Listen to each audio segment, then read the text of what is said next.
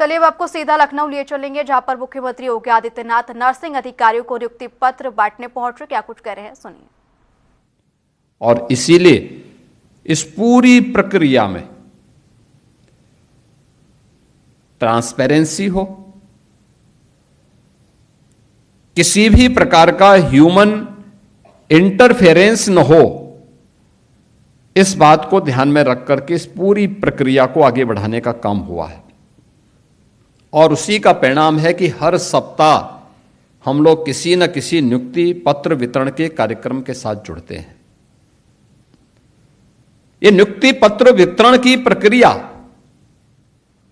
इसलिए भी प्रारंभ की गई है जिससे हम लोगों को उस पूरी प्रक्रिया के बारे में एक जानकारी भी मिलती है। शासन के संज्ञान में सारी बातें आती हैं कि प्रक्रिया किस किस स्टेजेस में हुई, कहां कहां पे हुई। ऐसा नहीं कि हमारा कोई भर्ती आयोग, बोर्ड या कोई संस्थान किसी नियुक्ति की प्रक्रिया को संपन्न कर रहा है और शासन की निगाह उस प्रक्रिया के एक एक स्टेजेस पे न हो। हमारी तीसरी आंख उन सबको वॉच करती है हर एक स्तर पर कि कहीं पे कोई ऐसा गिरोह, कोई ऐसा जो पहले से पूरी प्रक्रिया को कहीं ना कहीं उसकी शुचिता को भंग करते थे, अगर ये लोग कहीं पे सक्रिय दिखाई दे रहे हैं, इससे पहले कि वह किसी प्रतिभाशाली युवा के जीवन के साथ खिलवाड़ करें, उससे पहले ही हम उसको वहां से खींच करके निकाल आते हैं। और उसके बाद जो स्थिति उसके साथ गुजरती है वह किसी से छुपी भी नहीं है।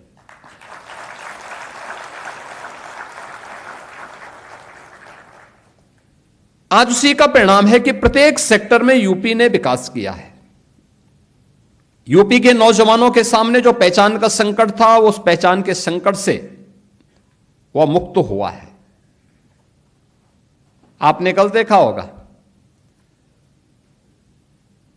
आदरणीय प्रधानमंत्री जी ने एशिया के सबसे बड़े एयरपोर्ट का कल लोकार्पण किया है उत्तर प्रदेश में। उत्तर प्रदेश सरकार ने वह एयरपोर्ट बनाया है। यानी अगर आबादी हमारी सबसे बड़ी है तो हम कार्य भी सबसे बड़ा करेंगे, और वह कार्य कल हम लोगों ने जेवर में करके दिखाया है। दुनिया का सबसे बड़ा एयरपोर्ट। एयरपोर्ट जब पूरे उस पर काम करेगा तो 1 लाख नौजवानों को सीधे सीधे नौकरी देगा। 1 लाख नौजवानों को। ये जो एयरपोर्ट बना है, ये एयरपोर्ट जहां पे बना है 2017 के पहले उत्तर प्रदेश ही नहीं, देश के क्राइम कैपिटल के रूप में वह क्षेत्र जाना जाता था।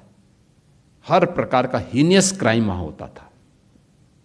शाम को 5 बजे के बाद गतिविधियां शून्य हो जाती थी। प्रातः 10 बजे के पहले तक कर्फ्यू जैसा माहौल रहता था। कुल वहां की जीवन दिनचर्या 10 बजे से लेकर के शाम को 5 बजे के बीच में हो पाती थी। इस दौरान बाकी उसके बाद पूरी तरह बंद रहता था। उस रास्ते से कोई गुजरता नहीं था। और आज ये डबल इंजन सरकार की स्पीड है, उसकी दृढ़ इच्छा शक्ति है कि केवल उत्तर प्रदेश नहीं बल्कि देश और दुनिया का इन्वेस्टमेंट का बेस्ट डेस्टिनेशन के रूप में उसको स्थापित करने में हम लोगों ने मात्र 9 वर्ष के अंदर उस स्थिति में पहुंचा दिए। आज देश और दुनिया का हर बड़ा संस्थान वहां आना चाहता है। आज वहां मेडिकल डिवाइस पार्क बन रहा है। आज वहां पे इंटरनेशनल फिल्म सिटी बन रही है। आज वहां पे वर्ल्ड क्लास यूनिवर्सिटीज आ रही हैं। आज वहां पर टॉय पार्क बन रहा है, एपेरल पार्क बन रहा है। यानी कल्पना भी नहीं कर सकते। और अभी पिछले दिनों सेमीकंडक्टर की भी उत्तर भारत की सबसे बड़ी यूनिट का शिलान्यास प्रधानमंत्री जी ने उसी के पास किया है। आज के इस युग में सेमीकंडक्टर के बगैर पूरी दुनिया एकदम लाचार है। जैसे एक समय